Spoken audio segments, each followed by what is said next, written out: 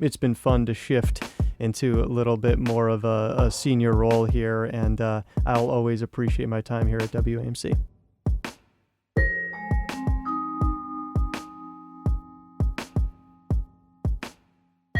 Hi there, it's WAMC News Director Ian Pickus, and on this episode of the WAMC News Podcast, we bid farewell to one of our own. After I became news director in early 2013, our newsroom went through a raft of other unexpected changes. The assistant news director left for Florida, the weekend host left for Florida, and the Berkshire bureau chief left the Berkshires. That chain of events led to WAMC hiring a boyish talent fresh out of Syracuse University who already had a strong reputation. Well, Jim Levulis went on to a rewarding tenure as Berkshire bureau chief before joining our Albany newsroom as assistant news director and later our afternoon host. Unfortunately for us, that run is coming to an end now as Jim prepares for a career change. But first, he's agreed to sit down and look back on some memorable moments on the airwaves and behind the scenes. Hi, Jim. Hey, Ian. Hopefully I've maintained a little bit of the talent, maybe not so much the boyishness. So I remember right when you got started, we hit you with a doozy in your first couple of days out in Pittsfield. Yes, it was very interesting in the sense that, Lucas Willard was there as the Berkshire bureau chief. And I think the first or the second day, Governor Deval Patrick was coming to town. And I thought, oh, this is probably pretty normal. It really wasn't that normal. But he rode in on a train to promote the expansion of passenger rail. Connections by rail and other means of transportation down to New York and to points in between is actually quite important. So there are some hurdles, yes, but I think they're worth trying to surmount. In Berkshire County, which, again, if you've been listening, say, over the past 2 weeks, those discussions still underway. So again, that was 2013, and we're still discussing the expansion of passenger rail. And another topic that has maintained the entire time when I was researching to take over the Berkshire Bureau, I was looking at Lucas Willard's stories on the Housatonic River cleanup. And again, if you've been listening over the past month or so, that process is still underway. So it kind of puts things in perspective a little bit. That time may have been more than a decade, but those issues are still there. The 13-year, $613 million Rest of the River plan would involve active corrective measures along 10.5 miles of the river from Pittsfield to Lenox. General Electric's Pittsfield plant released PCBs. Now, you're originally from the Buffalo area. Unlike our current Berkshires reporter, a Pittsfield native, Josh Landes, you really had to learn the area, learn the people from the ground up. How'd you do it? Yeah, a lot of it was just driving around and learning the little towns. And it really, I will say, reporting is a great way to get to know a place. I would have family and friends come visit after I'd been there a year, and they'd say, you're like a tour guide. And I think probably Josh Landes is like that to a certain extent. But yeah, it was really just, anytime there was an event or a town meeting or, a council meeting in a different community, go to it and you really got a flavor of the place. All the way from places like Clarksburg down to Sandusfield. That was one of my favorite places to cover town meetings. I remember one time talking to you, and I could hear the excitement in your voice when Dolly Parton was coming to Tanglewood, and you got to ask Miss Dolly a question ahead of time. So a lot of arts coverage factored in, too. Yeah, which I'm not a very artsy guy, but it really, really, really was cool to check out Tanglewood and Mass Mocha. I have an appreciation for that. But yeah, the Dolly Parton press conference call, she came on and said, "Hey everybody, it's Dolly." And I think we could have ascertained that, but that was a particular highlight, especially for, it was just a press call. I was sitting in my office, but had a big smile on my face. So you brought up Mass Mocha in North Adams. I remember another huge story which dropped in March of 2014. I'll never forget it. We got almost no notice that North Adams Regional Hospital would be closing. And you talk about a story that continues to develop literally up until the time of this conversation. Yeah, absolutely. And that one, I mean, it truly came as a shock. And what was, interesting for me from a reporter's standpoint, it was a shock to the community. And then I realized everybody I'm talking to at the hospital, they're losing their jobs at the same moment that I'm talking to them, especially some of the communication staff. And kudos to the staff there. They were open about the closure and whatnot there. But yeah, it happened so quickly. This hospital shutting down. Loss of about 500 jobs in that community. And again, those ripple effects still exist. But yeah, then you had, the cascade of political leaders, Governor Deval Patrick coming in, setting up a small clinic at MCLA, Massachusetts College of Liberal Arts. So once that major story happened, it opened up all these other stories that are, the healthcare impacts, the financial impacts, et cetera, the impacts to people's lives. And as, we've continued our coverage there, we have people who were born in that hospital and then they went to work in that hospital, and now the hospital's back open and it's just got critical access designation again.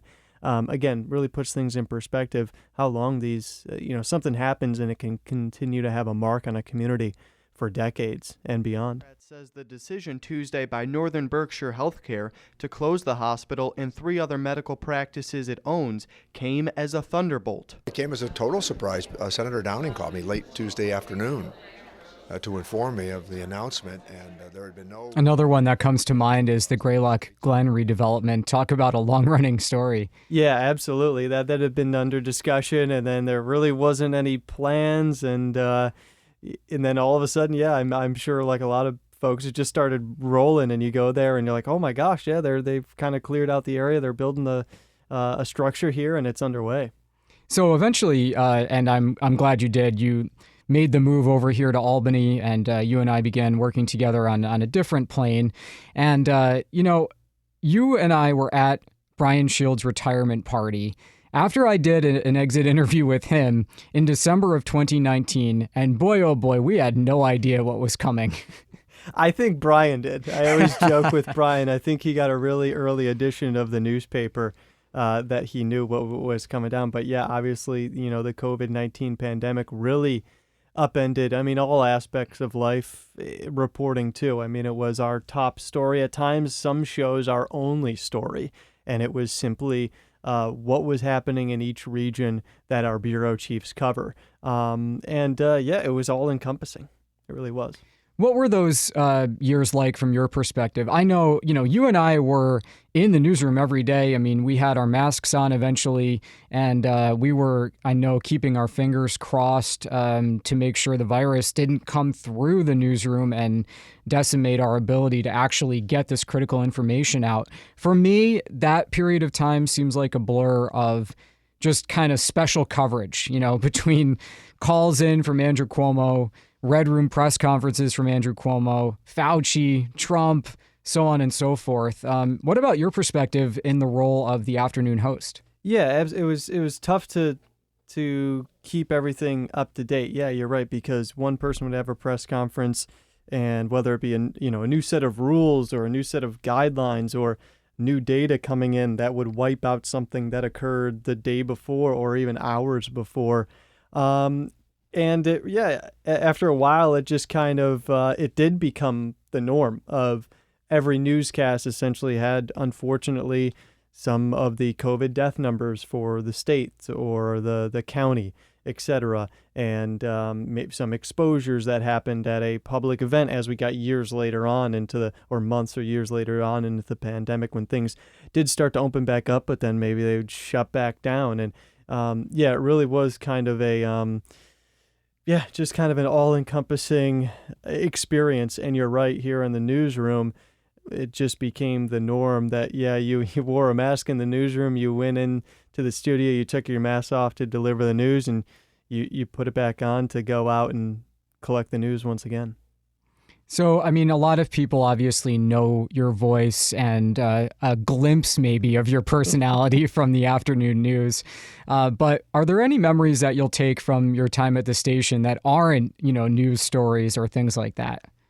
Oh, gosh. Well, this was a news story, but it also involved a lot of my personal time was, and I think what I'm getting to is this bus trip I took with semi-pro, I think semi-pro hockey team in North Adams. The Berkshire Battalion no longer exists as far as I'm aware, but they took a bus trip to Watertown, New York. I think I left like 4 o'clock in the morning, and I asked you, hey, can I do a story on this team? And you're like, yeah, sure, why not? If you're willing to do it on the weekend. And yeah, it was an eclectic mix of players who were essentially living in, one or two houses, making barely anything, and they just wanted a shot potentially at getting picked up by a minor league team, a more minor league team. It was a mix of Americans, Canadians, Russians, etc., and they barely knew each other, started playing together, started living together, and it really was interesting to ingrain myself in them on this, again, bus trip from North Adams up to Watertown, New York, played the game, and then drove immediately right back. A 24-hour reporting trip. Yes, and for them, kudos to them. They had to play a game in between. I just had to record the sounds of it. I remember well the burritos that were ordered for lunch. That's right. I probably, the size of those hockey players, I probably had the smallest burrito. But it was very interesting. Stopped at Chipotle on the way out.